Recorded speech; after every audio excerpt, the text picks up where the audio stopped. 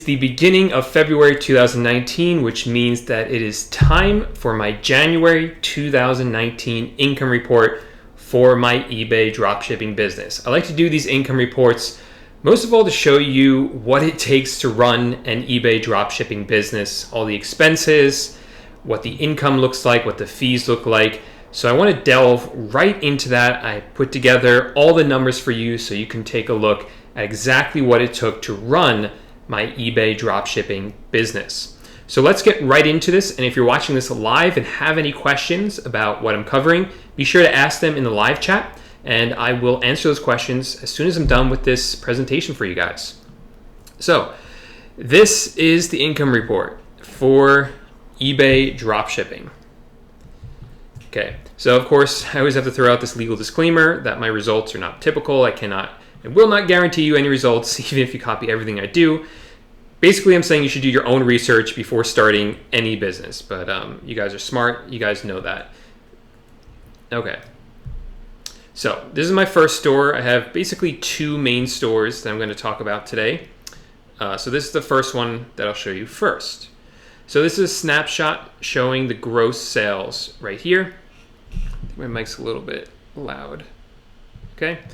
So you see it was $93,735.50. You can see that over there on the left. 1 second. All right. And you see that's a little bit better. Right there in the middle, it says 4.5% more than December 1st to December 31st. So it's a little bit better than December. My December was. For some reason, for me, that's typical. My Januaries, for some reason, are always better than my Decembers. And I never know why, because it doesn't really make any sense, right? You would figure that December would be the best month. But for some reason, for me, January always does a little bit better. Granted, it's still the 5th of February. And this number, the $93,735.50, this can still go down. Remember, people can still return items for up to 30 days. So if we're being honest here, 100% honest, the best time to do an income report is, a month after the end of a month. But by that point, I'll make an income report for January and March. People kind of lose interest at that point. So just understand that going into this. So even though it says I did a little bit better in January, it's probably going to end up being the same after returns. So this does show you all the returns here. So some things to note, this is after returns and cancellations. Again, I talked about how sales went up, and I did turn my sales kind of down during this time period where it says January 21st. That was when I was working really hard on my Amazon dropshipping course. I wanted to put a lot of time and attention into that. So even though my VAs run a lot of my business for me, it still does take some attention on my part. So I didn't want to focus so much on it then. So I just kind of increased the price of my items so that I wouldn't get as many sales so that I could focus more on finishing up that course. So those are some things to note. These will tell you the selling costs right here. So this is another snapshot. You'll see that my selling costs were $12,657.64. So these are your fees. These are the fees that I pay eBay. And your fees encompass, you can see it right here in the middle, all these different colored boxes. It gives you like a key.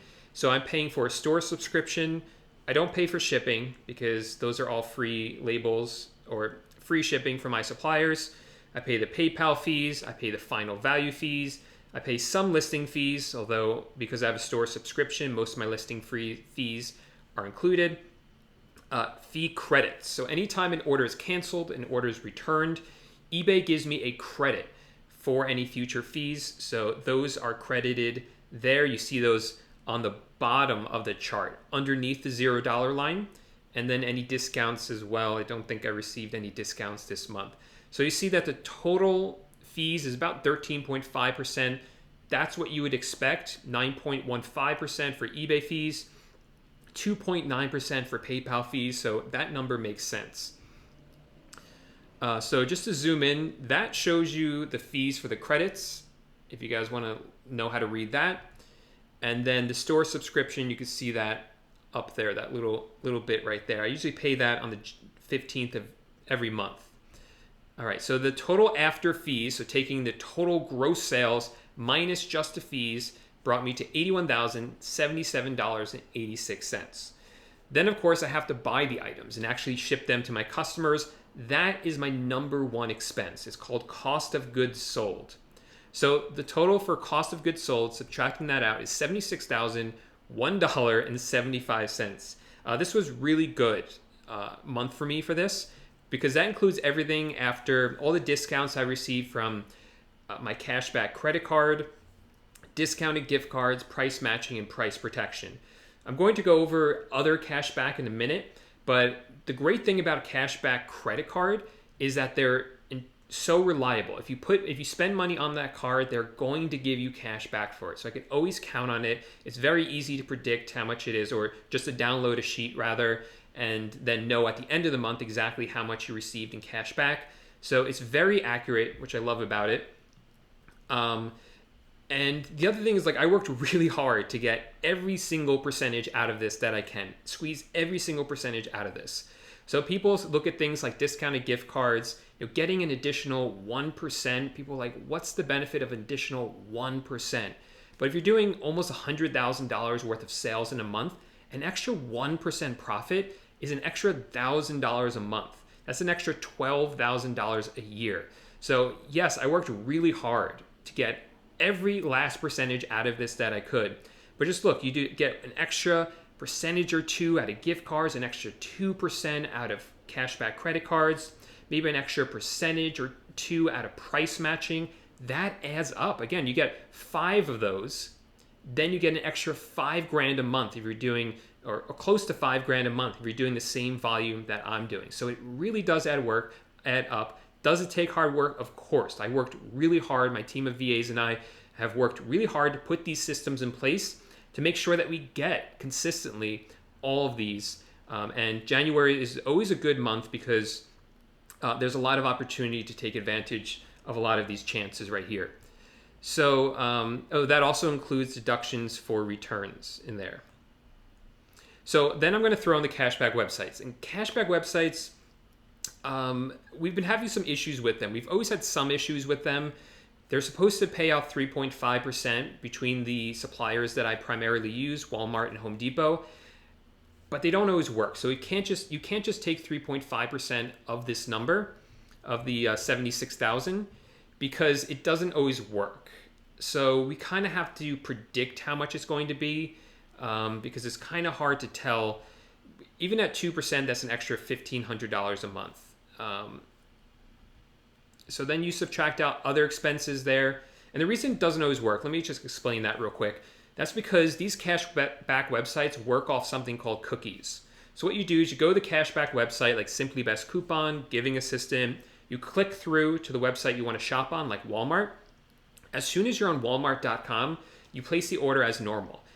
But because you click through that website, it's supposed to give you cash back, a certain percentage back for shopping through that website. But for some reason, the cookies don't always work. They don't always attach, or it doesn't always register. So what that means, again, like I said, 1% can make a huge difference. We lost out on a lot of money here because they didn't all register.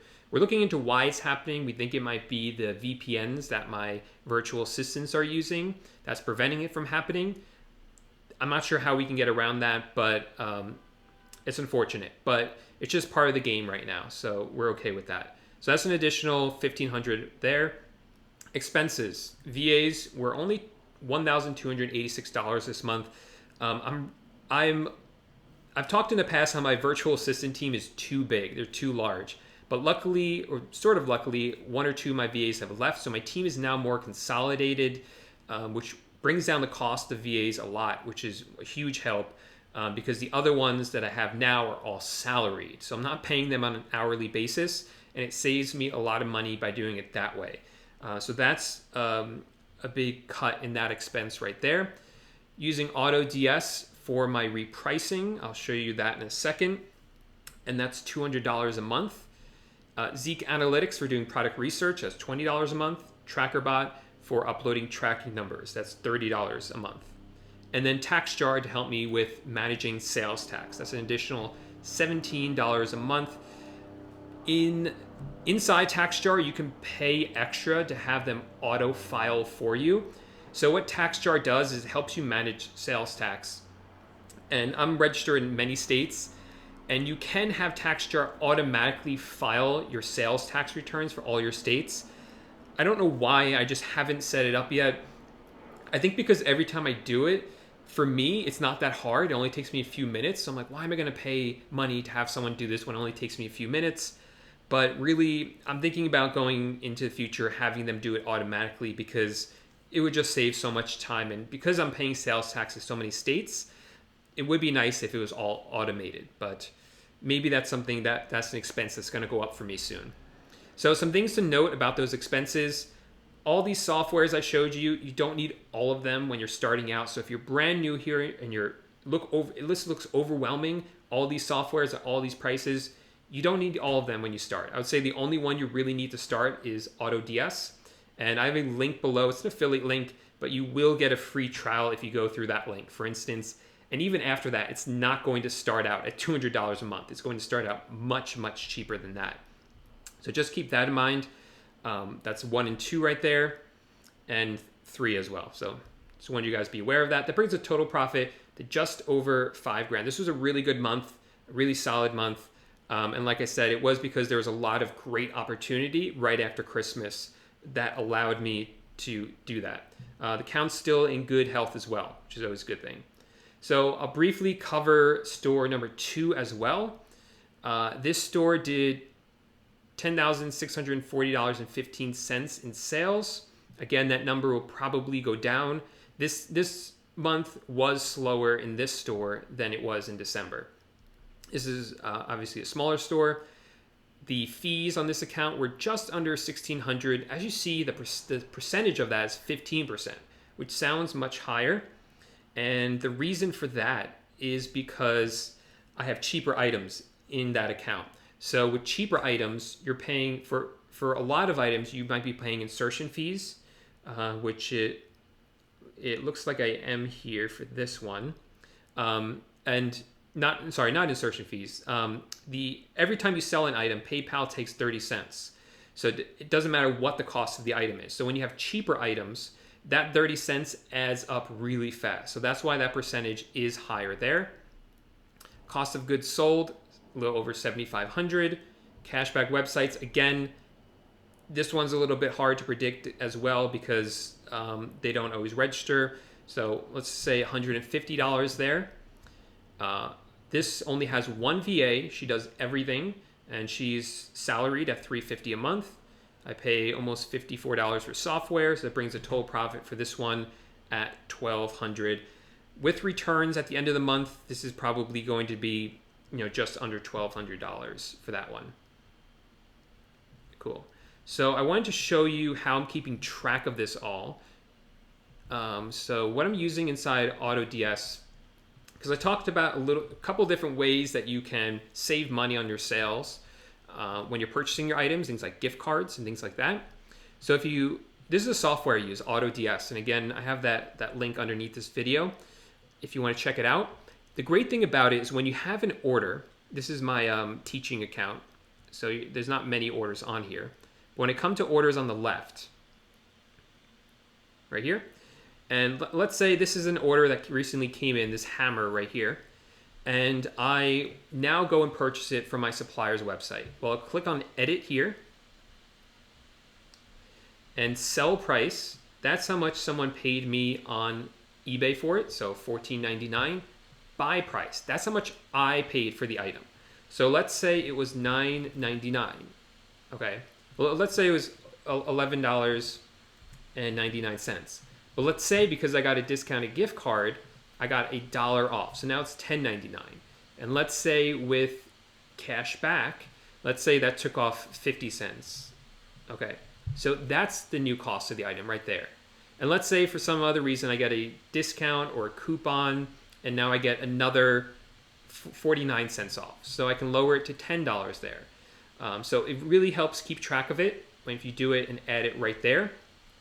Again, when it comes to cashback websites, I don't calculate that in here because it's so unreliable. But I do factor in my cashback credit card, for instance, in here into the buy price. And you can click Save Changes.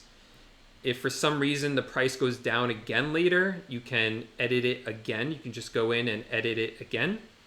And then at the end of the month, so let's say I want to change it to $9, edit it again. So it really helps you keep track of it. And then at the end of the month, I can just export a file. It gives me all the data for the month by clicking there, and it makes it easier to do my bookkeeping like that.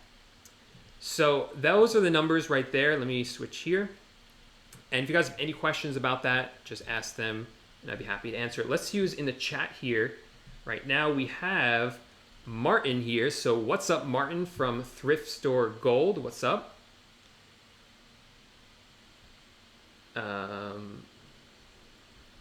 Okay, we had the first one here was Muhammad. So what's up, man? Thanks for being here.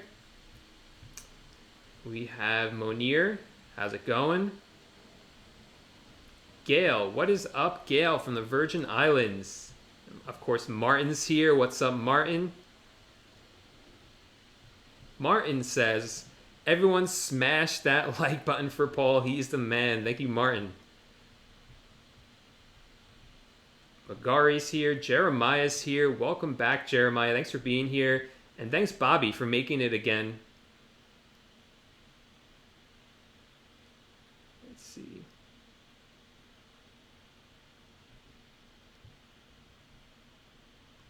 Martin's here from Buffalo. The entrepreneur in the house. What's up, man? Welcome to the video. What's up, Mike? And Isaac is here live at the present moment. And we have Noah. What's up, Noah? Ghost Black from Israel. A lot of Israeli dropshippers. Whoa, Noah breaking out the Hebrew there.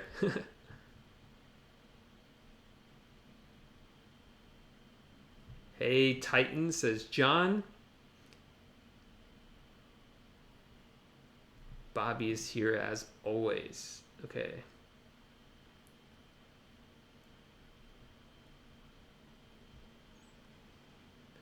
Let's see. So somebody's asking for some more information about AutoDS. So I did just have it on the screen, but let me show you a little bit more here about it. I did show you one feature of it, but of course the main feature here is the fact that you can list items with it. So if I come over here where it says uploader, so what I just showed you was the orders page. That's after the sale happens. But before that, you have to actually get the items listed into your store. So what you do is you find the item that you want to sell. And let's say it's like, let's think of it. Well, we just did a hammer. Let's find another hammer. So let's say it's this one. Oh, that's probably a Vero. Well, I'll show you it then. So if we copy the URL and just paste it into this box, I'm going to choose here Walmart, click grab details, and let's just give it a second to load. See, it's let's see what happened there. Oh, that's because I put in the whole URL. I just need the number there.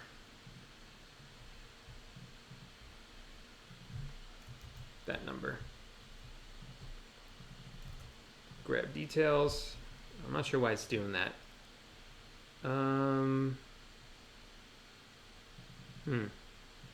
Sometimes it's just a bad item. So let me find another one. So what it'll do is it quickly list the item up for sale in your store. That's a pickup only.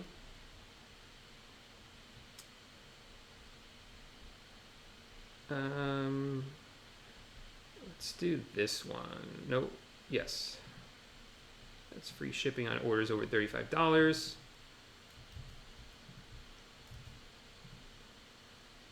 Not sure why it's doing that right now. Usually there's no problem with it. I'm Unless there's something obvious I'm doing wrong. Well, usually is no problem with, but what it does, it'll quickly list the item into your store. And then you can click on the left where it says active listings, and it'll show you all the items you have listed up right here. If there's any price changes on Walmart, it will change the price on eBay for you. If the item goes out of stock on Walmart, it will make sure the item goes out of stock on eBay as well. So it just runs in the background automated. That's why it's called AutoDS, because it just does that for you automatically. There's a lot of other great features it does. So for instance, if you can get into the settings here, you can set it up so that if the item is out of stock, it will, like I said, it will automatically go out of stock. If the handling time on Walmart is too long, or the shipping time, the whole delivery time, it can put it out of stock as well, because you might not want the item to get that late. Sometimes I forget everything it does because I just turn it on and that's it.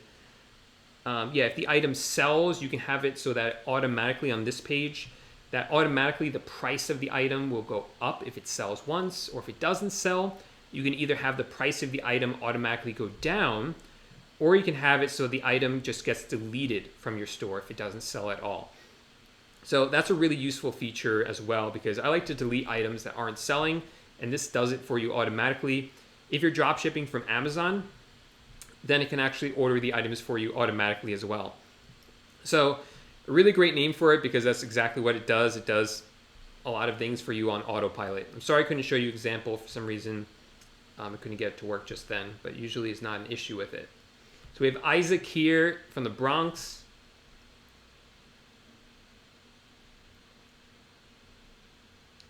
Let's see.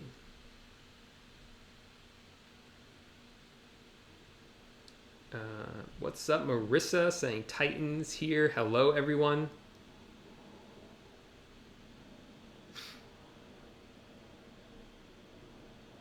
So Bobby's asking, what do you do if you're drop shipping from Amazon to eBay and you're given an Amazon tracking number and you're not using TrackerBot? So in that case, what you want to do is there's not much you can do, unfortunately. eBay is not going to accept the Amazon tracking number. Some people do enter it as an on-track tracking number, which I heard like kind of works, but really it's not ideal, and that's one of the reasons you can use TrackerBot instead. There's really not a great workaround for it. But Bobby, you're one of my students, so I'll make a note of it. I'll tell you, send you a message about it later. Bobby, writing it down right now. Numbers, Amazon. All right.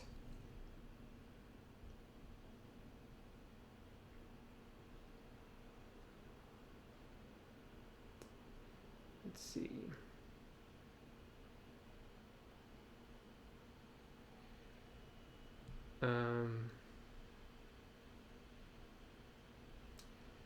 So Isaac, can you talk to us about returns from Amazon? Only if you have some time. I'm not sure exactly what your question is. Are you saying if you drop ship onto eBay and the items from Amazon, how you do the returns? Is that what you're asking? In that case, it's super simple, because you could just go into your orders on Amazon and request to return the item. Just put the reason that the buyer on eBay tells you, and you'll get a prepaid return label that you can download to your computer. And then you upload it in a message to the customer, and then the customer ships it back to Amazon directly. You never have to see the package. It goes right back to Amazon. Amazon usually will refund you as soon as it is scanned by the carrier. Like I know for myself, when I'm returning an item for myself personally that I bought and want to return to Amazon for myself, I package it up, I drop it off at a UPS drop-off location. As soon as it's scanned, I get an email saying I've been refunded. So it's instantaneous. So as soon as you get that refund, that email, you can refund the customer right away.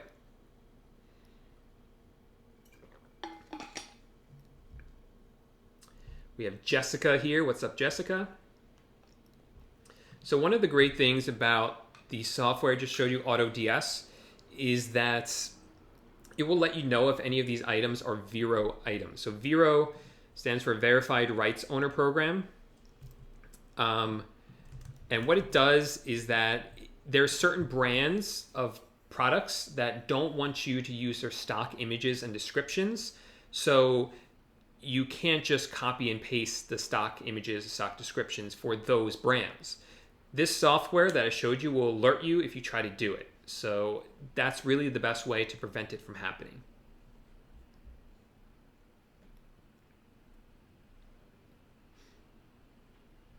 So if you live outside the United States trying to dropship from Walmart, you're correct, you can't use a Moroccan PayPal, but you could buy Walmart gift cards. That's probably the best way to do it. Make sure you have a VPN so it looks like you're living and shopping from inside the USA, and then use the gift cards to actually place the order.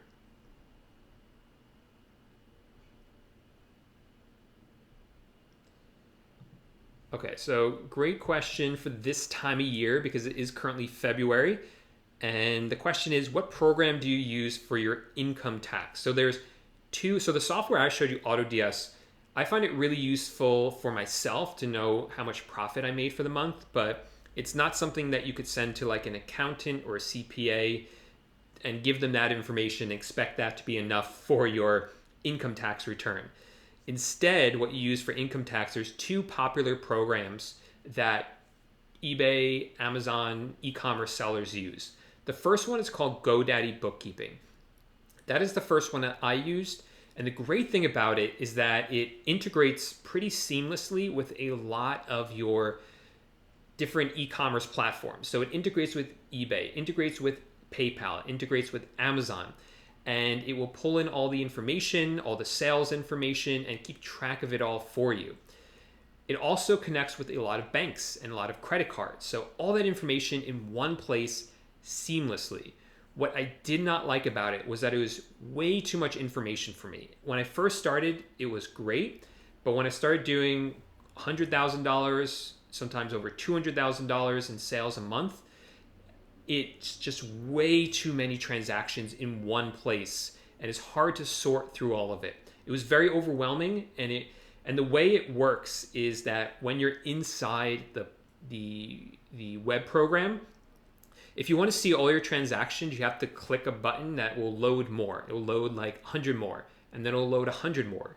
You can't just see them all in one spreadsheet. You can't just download one spreadsheet, or maybe you can download one spreadsheet, but it was just way too much trying to find different transactions, make sure they match up, trying to delete some, or tell it that these transactions are supposed to be under this category of items or this category of expenses. It was too hard to do that and set up rules like that. It was kind of frustrating in that regard. Definitely was great when I was in the beginning. So I've switched over now to QuickBooks, which is a very popular one. Every CPA knows about it. It's probably the one they're most comfortable with. That one, I know FreshBooks is very popular as well. But I would venture to guess that QuickBooks is the most popular one out there. And with QuickBooks, it does take a little bit more work, but I found it much easier. I felt more comfortable with it because what I do is I download from my banks, from my credit cards, from PayPal, from eBay, from Amazon now. I download from them spreadsheets every month that have all my transactions on them, or sometimes just summaries of the transactions. And I input those summaries into the software, into QuickBooks. And that when I do it that way, I'm so confident that it's accurate. With GoDaddy, I was never 100% sure if it was accurate. I didn't know if it was duplicating things, if it was missing things, but when I do it with the spreadsheets in QuickBooks, I'm very confident that it's accurate. And my CPA loves it because he's really comfortable with it as well. So that's the one I use now. It's the one that I think you should speak to your CPA, but I think it's the one that more of them are going to be comfortable with.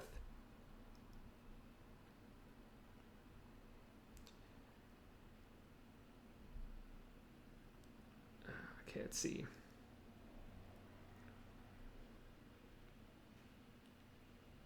Okay, Okay, when listing on, okay, great question, Andrew.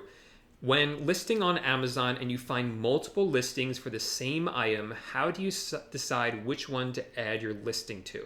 So we're speaking specifically about drop shipping onto Amazon. This is something you'll see a lot. You'll find an item on Walmart, looks like a great item. You want to see if it's available on Amazon so you can drop ship it. And you search for it and you find that there are 2 listings or 3, maybe even more. So first of all, why did this happen? Well, the reason it happened is because somebody created a listing that's doing really well. And let's say the bestseller rank is like 3,000 on that one. So it's pretty low. But the problem is now there's a lot of sellers on it and it's very competitive. And now no one can come in and really make a profit on it. So what some people do is they create a second listing for the same item. Is that allowed? Absolutely not. Amazon catalog system, they want 1 listing for every item. They don't want duplicate listings, but there's plenty of them out there. So they create a second listing. Now they are the only seller on it. So they are going to be the most competitive on it. Now, with that said, now the bestseller rank for that item is not going to be 3,000. They don't have a bestseller rank. They'll have to work their own bestseller rank up. Does this strategy work? It's not something that I use, but I know it does work because I do see sellers doing it a lot, and I see that it works for them. They're able to rank those items, and it's obvious that they are making sales on it. So what should you do if you're looking at both listings? Well, it doesn't really matter which one you list on. You should do like an analysis of it. You can see the first one has a really low bestseller rank, but you're looking at it and you know that you're never going to be able to make any profit listing on that item because there are so many competitive sellers on it. But you look at the other one, not many sellers on it yet. The bestseller rank it's starting to rank. It might be worth it for you to list on that one instead. I just would not list onto both of them. I think that is a really, really bad idea.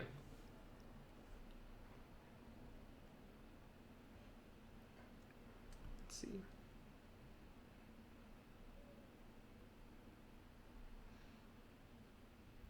Sonia, I answer your first question. Will I be doing a vlog anytime soon? Yeah, stay tuned for that. I have a video coming out soon. That's kind of fun.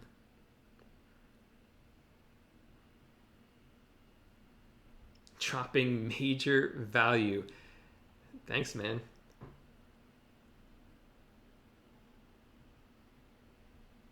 So PJ16 says, how do you get out of PayPal jail quick? So if you're not familiar with what PayPal jail is, that's when you first start selling on eBay, you're going to be in something called PayPal jail. If you're watching this video in about a year from now, you might not have to worry about this. You might be saying, what is PayPal? And that's because eBay is slowly phasing out PayPal. But right now, when you purchase an item on eBay and you go to pay for it, you're primarily going to pay for it through PayPal. But as a seller with a new PayPal account, PayPal and eBay want to make sure that you are not trying to scam any buyers. So what they do is they put a hold in your account. So for the first about 3 months, anytime you make a sale, PayPal is going to hold your money until that item has been marked as delivered. Once it is marked as delivered, they will then release the funds. So you have to actually have the tracking numbers uploaded for that to work. Then once you show a good sales history, show that you're a reliable seller, then you're out of PayPal jail and they will stop holding your funds. In other words, a buyer pays you, you can get that money and transfer it to your bank account right away. So how do you get out of it quicker? Make sales, consistently upload the tracking numbers, show that the items are delivered, and after a certain volume of sales, even if it's less than 3 months, they will release you from PayPal jail sooner than that.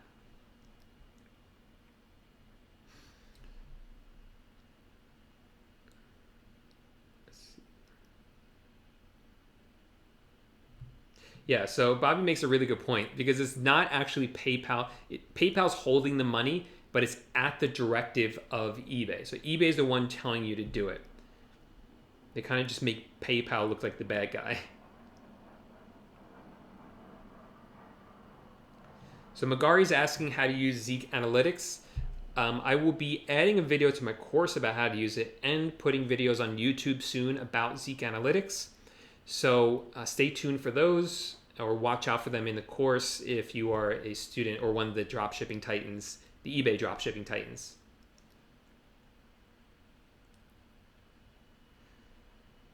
Oh, nice. So Luxury Card Store, thank you for the $5 super chat. Says, do you limit the number of items the VA is allowed to list on the smaller eBay store? No, I don't. So the smaller eBay store, I spent a lot of time hiring a virtual assistant for that store, and I wanted someone who I felt could just run the store pretty much on their own, and she does. I never log into that account. She does it all on her own. And she only messages me like once a week. I only talk to her. So it's very hands-off for me. It's part of the experiment I'm running with it, is to have her do everything in that store. And it's really up to her to decide which items get listed and which items get deleted.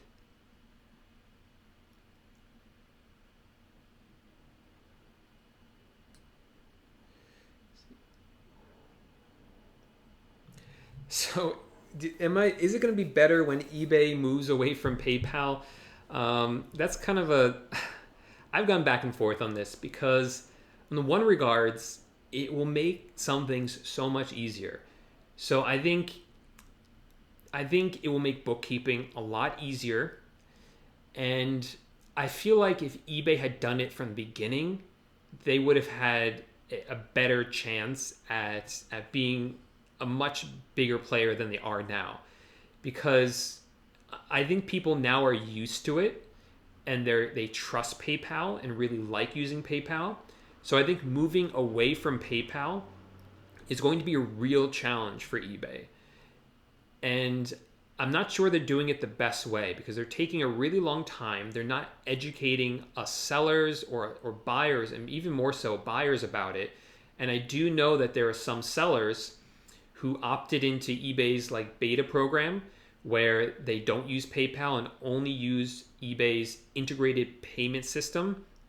And what I mean by that is buyers come to those seller stores, purchase items, and instead of going to PayPal, they make the payment directly on eBay. So I do know some sellers who have opted into that program, and they said that their sales have just tanked, because people are used to using PayPal. If eBay had done it from the beginning, it would have been an issue, but they didn't. And I'm not sure it's the best idea for them to move away from it. So we'll see what happens with that. Like I said, some things will be better, but the other thing I worry about is that PayPal, I know some people have issues with PayPal. I think they are phenomenal. I think for sellers, they are one of the most seller-friendly platforms I've had to deal with. Definitely better than Amazon, definitely better than eBay. They're just very fair. If you upload tracking numbers, like, they've always side in my favor. If someone opens up a dispute with their credit card company, as long as I have a tracking number, even if it's an expensive item and we lose the chargeback, then PayPal will say, we're going to pay for that. You're not going to get any money taken away from that. And a lot of other companies would not do that. Amazon doesn't do that. Stripe doesn't do that. But PayPal does. It's really awesome, very friendly to sellers. So it's something I'm a little worried about, whether eBay is going to really be as good as PayPal was.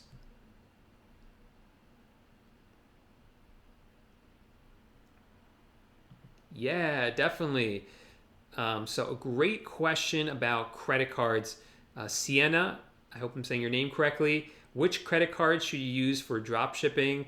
That's my credit card logo right there.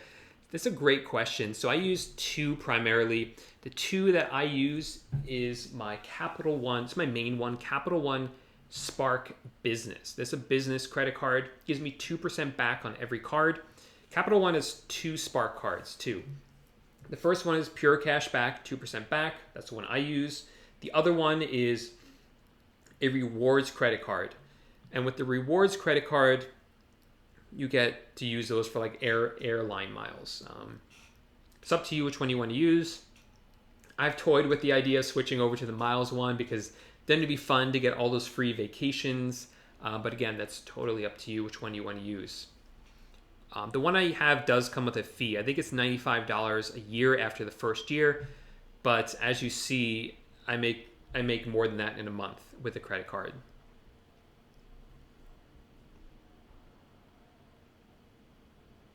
So if you upload a tracking number to eBay, it will be uploaded to PayPal. I haven't done my Amazon dropshipping report yet. I just did my eBay one.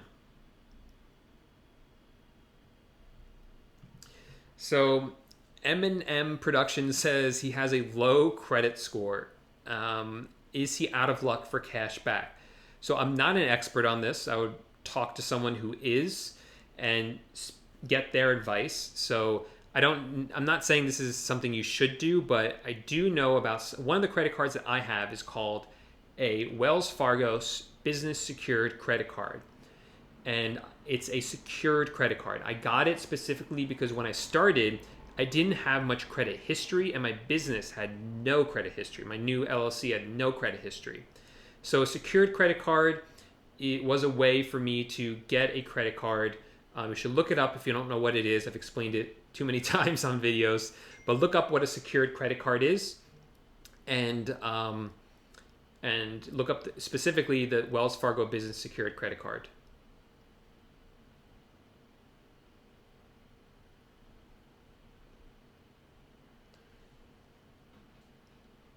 Yeah, so Maria, anytime I make updates to my eBay dropshipping course or my Amazon dropshipping course, those updates are included if you originally purchased the course.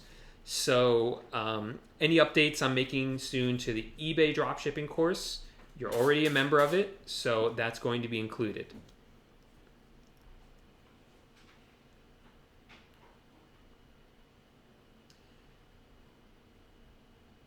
Yeah, so other people agree. Like CP says, I like PayPal a lot. I've been using it as my payment option for my website. So Magari, the money, once PayPal is gone, the money is going to be held by eBay. Well, not eBay. eBay is going to use a payment processor called Adyen, A-D-Y-E-N, Adyen. I think it's Adyen. It's a German company, I believe. And they already work with some big companies, so they've been around already, but it's integrated into eBay, so you won't even see the word Adyen probably. You won't even know you're using them. It's just like when you're shopping on Amazon. You buy the item, you pay for the item on Amazon, and it's going to be the same thing on eBay. So it's going to look basically like eBay's holding the money. And they do promise that you're going to be able to have daily payouts. Yo, what's up, man? Thanks for being here, Ty.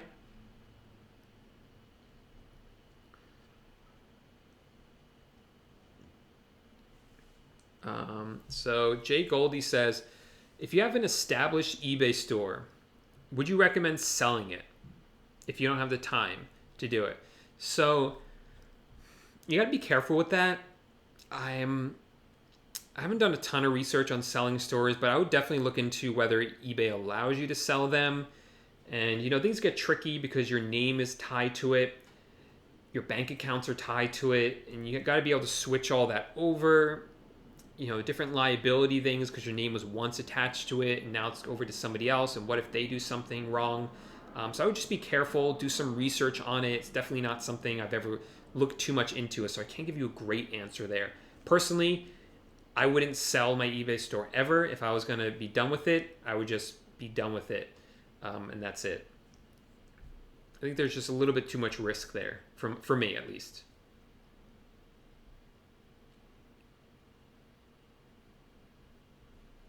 Yeah, so Raphael says, what is your take on dropshipping high-ticket items? So expensive items. Have you had good results? I wouldn't do it as a new seller, but if you get more experience, it's totally fine. And one of the reasons you don't want to do it as a new seller is because once you list up that like $500 item, that cuts deep into your selling limit.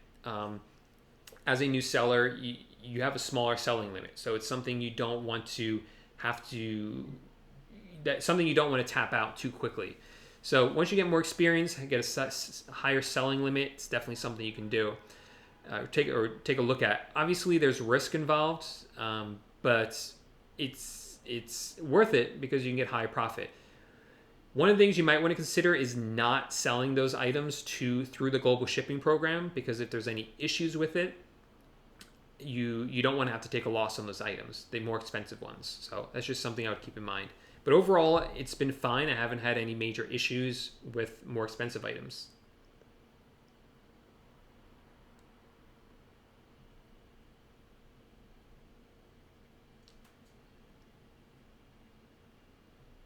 The Germans are taking over.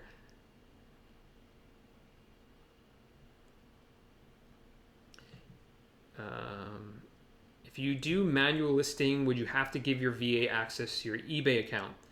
Yes. If you didn't, would you still be able to have your VIP? I'm not sure what you mean by VIP list for you. I'm not sure what you mean by that. No, PayPal will still be around, but they are just moving away from eBay.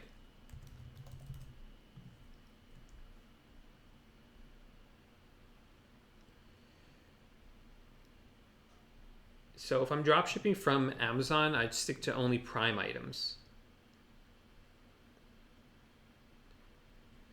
Wow, man, he's had a $2,500 order, but for some reason he couldn't fulfill it. I'd like to hear that story. What would have happened with that? Okay, so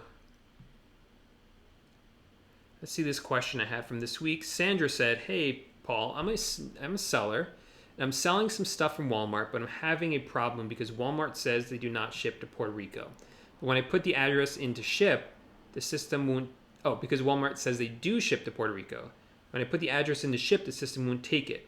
Do you have any ideas? So I'm not sure if Walmart ships to Puerto Rico. I was under the impression they didn't. Either way, whenever I list items on eBay, or rather whenever I'm setting up an account, I always exclude Puerto Rico. That's something I recommend that you do. A lot of suppliers won't ship there, so I just exclude them entirely from there. Another question I had saved up from the week. So again, guys, if you're watching this on the replay and you have any questions, ask them in the comment section underneath this video. I'll answer them either right away or respond to every comment, or I'll answer it during my next live Q&A. You might see your name up here on the screen.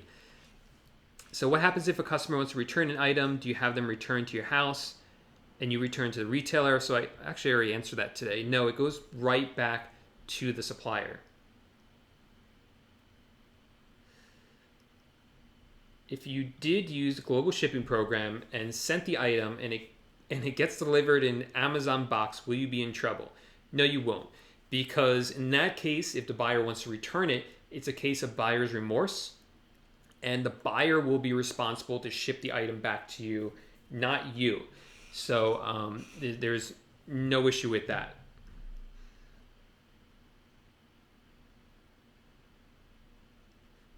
So this is the full story here. It's going to take up, here we go. Walmart. So again, Ty was saying that he had a $2,500 item. He would have made $500 profit on it, but the order didn't go through. And this is a good lesson. So it was an item from Walmart.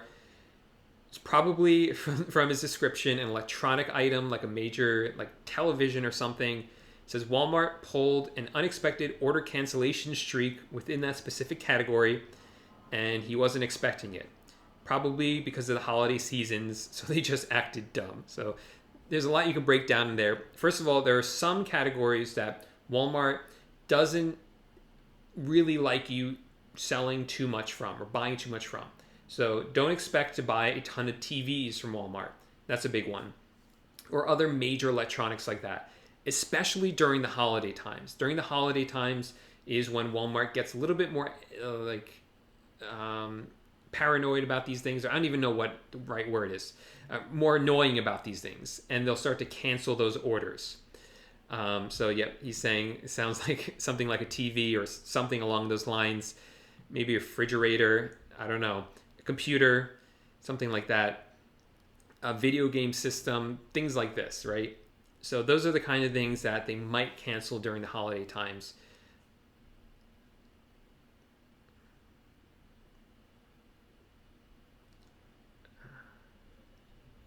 Oh, awesome. So here's a good story by Andrew. Had a customer buy 18 of $100 item. I was excited and scared at the same time. Thankful everything went smoothly. Yeah, I'm thankful for that too. You know, sometimes you see people with big orders and you get nervous, but a lot of times it's like commercial buyers. So you might see that's a school or church or different commercial buildings that need a lot of the same item. 10 of the same chairs, 10 of the same tables, things like that. And they see it on eBay, they like your listing, they buy it from you, and you just got lucky or you had a good listing.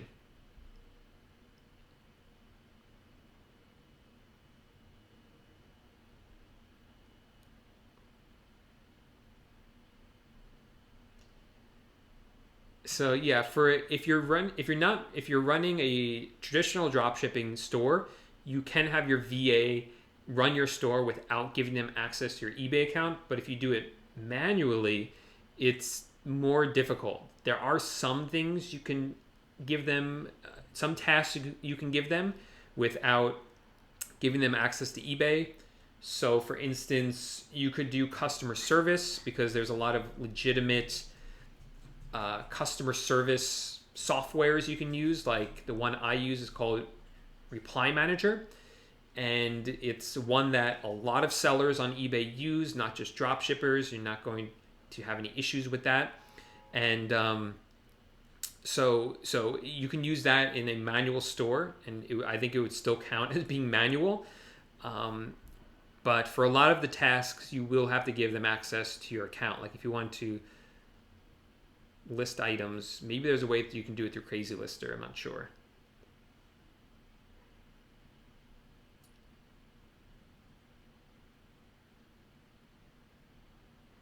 Yeah, good solid advice right here.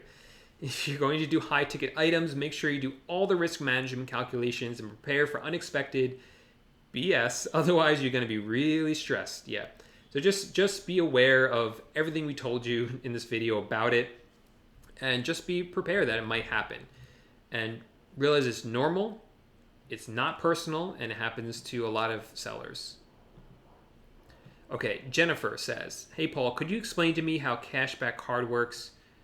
What it's used for exactly, as never really used credit cards. Thanks for the content, by the way." So cashback credit cards, super easy. You just, when you buy the item on your supplier's website, you swipe the card. We don't swipe it. You put in the card information, and the credit card company is going to give you cash back. Not all credit cards are cashback cards. So find one that works for you. Again, I use the Capital One Spark cards.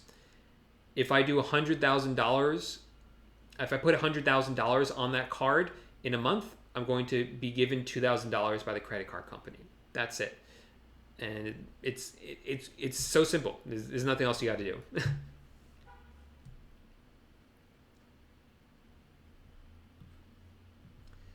Cool.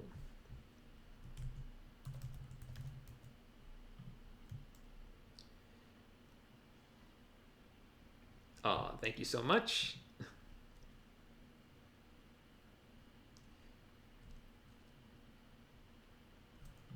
Let's see.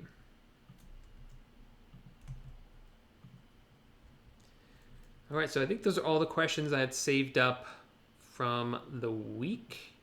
Oh, that was that. So, cool. So if you guys have any other questions in the live chat, just let me know. If you're liking this video, by the way, guys, if you like it, make sure to give it a thumbs up. I'd really appreciate it. That lets me know that you're enjoying it, you're enjoying this format, and tells me to make more of these videos. I don't have my Amazon income report ready yet, so I'll let you know when that's ready.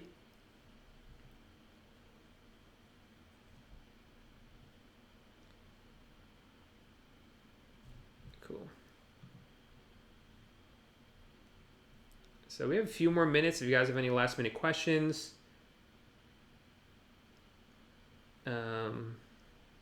So I wanted to give you guys a heads up about what's coming up on the channel in the next few weeks. So what I got coming, I think this week is, I kind of hinted at this before, going to do a day in the life of a full-time dropshipper. You can see what my typical day looks like.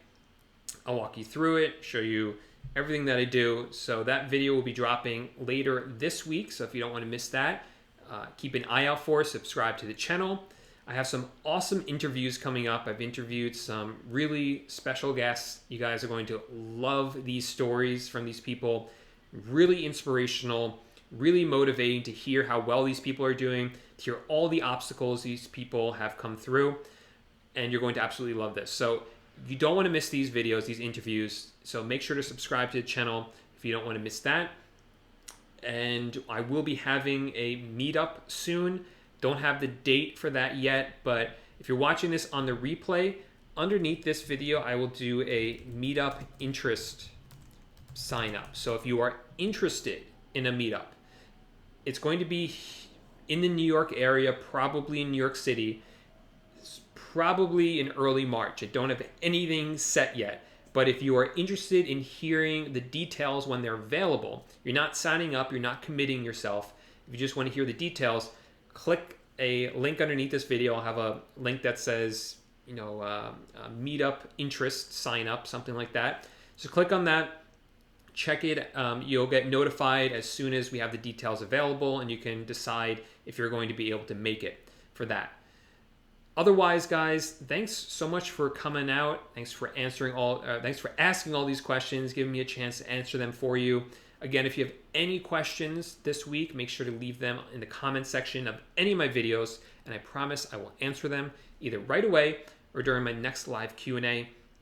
As always, keep crushing it, keep working, keep pushing through, and I can't wait to hear more of your questions next week and to hear more of your success stories soon. So thanks, guys, so much for some wonderful questions, and have a great night.